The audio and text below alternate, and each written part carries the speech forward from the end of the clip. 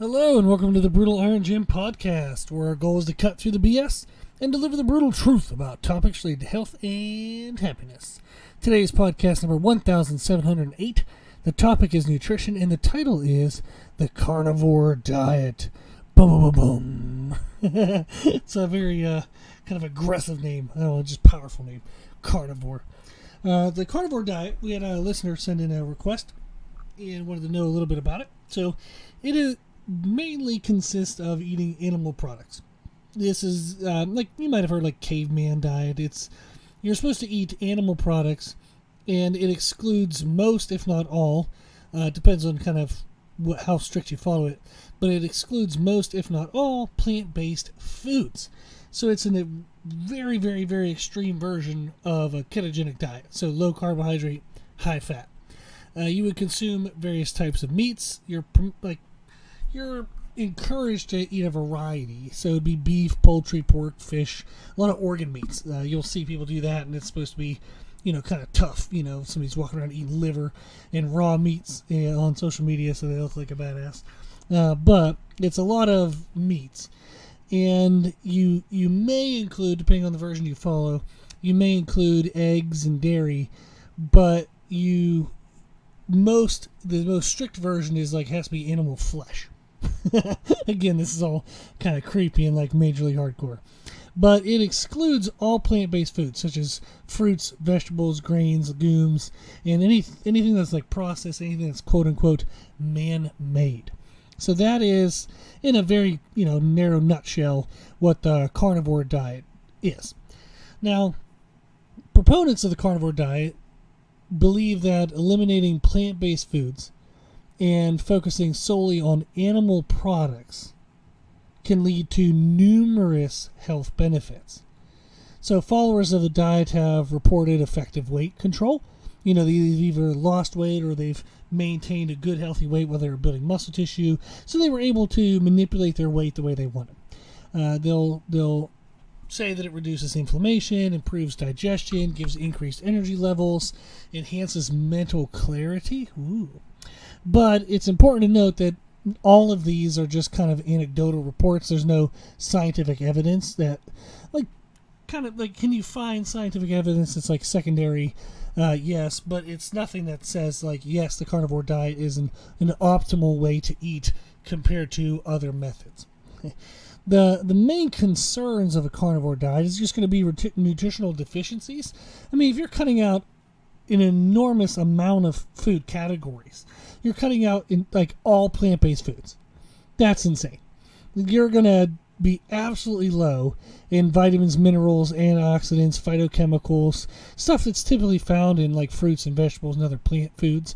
And those play a vital role in pretty much every body process. So as you would start to become deficient in certain things, you would eventually start to have issues with that.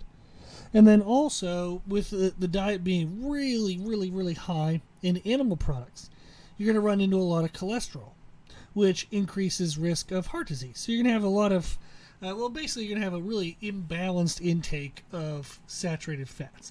So you might have heard of omega-3, 6s, and 9s. You're going to have a lot of 6s and 9s with meats, but you're not going to have a lot of omega-3s. Now you can eat salmon, and there's ways to get the omega-3s in, but you're going to have a very high intake of saturated fats, which has been associated with risk of heart disease and other problems, especially if it comes with a ton of cholesterol. So it's not a diet that I'd recommend in any way, because it falls into quite a few just basic diet traps, things that are glaringly bad when it comes to a diet structure. One of the things that's a diet trap that tells you if a diet's crap is if it's very black and white. So, okay, I'm going to eat only animal products. Very, very easy to define. The challenge is healthy eating, balanced eating isn't that easy in the sense of definition. It's easy, you can eat anything in moderation. That's relatively true, and I would agree with that. But black and white is in, this gives me, I can eat whatever I want, but as long as I don't eat this. And it's oh, that's probably not good. So if it feels too easy to follow, it usually means it's inflexible, and it doesn't teach. Like, it doesn't teach why those are the rules. So that way you don't really know what to do if you're not following exactly those rules. So it's going to make you feel like you're stuck on that diet. It's also extremist. That's another component, is you completely cut out certain foods. No fruits, no vegetables. That's just dumb. It's not healthy to completely eliminate food groups, and it means it's inflexible, meaning what are you going to do if you get in certain situations where the only food you have available is plant-based foods? Or what if you like plant-based foods? There's just, it's so freaking extremist. It's going to be inflexible, and as you run into chaos, as your life changes a little bit, food availability changes from moment to moment, you're going to run into a lot of issues trying to follow that diet perfectly or correctly. It's also easily abused. Too many fats.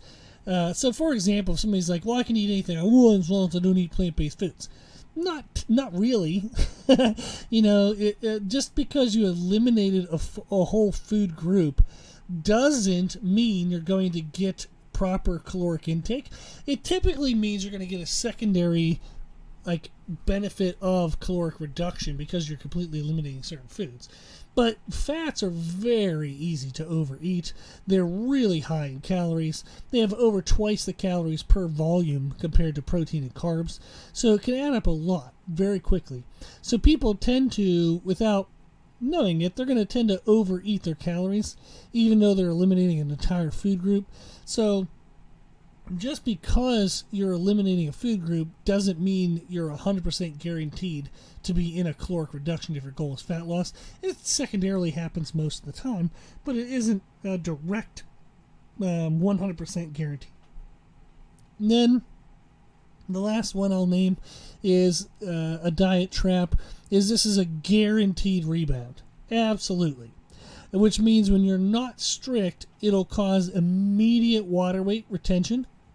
Your weight will go up. You'll feel fluffy around your midsection, kind of tighten your clothes. That'll wreck your mindset, and it makes you feel like you're trapped into staying on the diet forever. So people have a hard time transitioning out of extremist diets because they don't want to follow them forever. They just wanted to follow them for a little bit of time to get some weight off. But as soon as they try to come off of that diet, like outside of those parameters, they notice their weight will go up. They freak out. They go back on the diet, and they end up feeling that they're stuck forever. So it is not a diet I would recommend. It just has so many flaws. It's so unnecessary to completely eliminate certain foods, especially that many of them. And you're going to run into a lot of risk by eating such a concentrated amount of meats. That's a lot of cholesterol. You can run into some digestive issues as well. There's better options. And I think that's kind of the main thing, is just you don't have to eat that way in order to successfully control body weight. We've even talked about in the past podcast 1469. It was a nutrition podcast titled Which Diet is Best for Fat Loss, Low Carb or Low Fat. They've done studies and they can prove that either one's fine. You just have to have a caloric deficit, and you have to be able to sustain that without losing your damn mind. That's basically it. So whether you do low carb or low fat, they both work. So there's absolutely no reason to completely eliminate one or the other. Actually, most people do very well just controlling calories, and then they eat carbs when they want to eat carbs, they eat fats when they want to eat fats, as long as their calories are controlled. That's it. So you don't need to completely eliminate foods. Pretty much all foods can be eaten, and you can still maintain a healthy body fat percentage. It's very easy to do. The people who are the leanest in the world, some of the leanest in the world, which would be bodybuilders, they eat a blend of carbs and fats. They actually tend to most often eat more carbs than they do fats. But they eat a little bit of both, and they look great, and they're under 5% body fat on stage. Their veins have veins. So they get crazy lean, and they eat a blend of both.